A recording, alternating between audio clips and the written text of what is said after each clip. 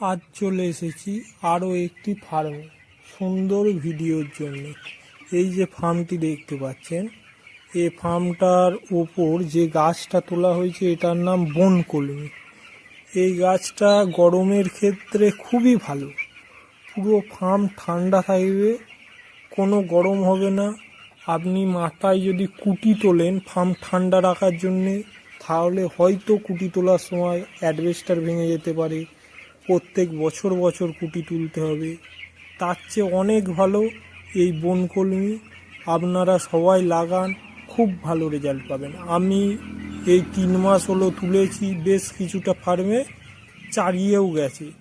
এই দাদা প্রায় 9 থেকে 10 মাস আগে, ধরে নিন 1 বছর আগে লাগিয়েছিল, পুরো ফার্ম চারিয়ে গেছে খুব সুন্দরভাবে।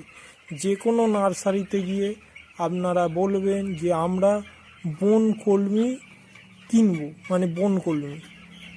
এবার কিছু কিছু জায়গায় হয়তো আলাদা নাম বলবেন। লতা গাছ এমন একটা গাছ যেটা গরু অথবা ছাগলে খায় না, এই গাছটা গরু ছাগলে খায় না। ধন্যবাদ।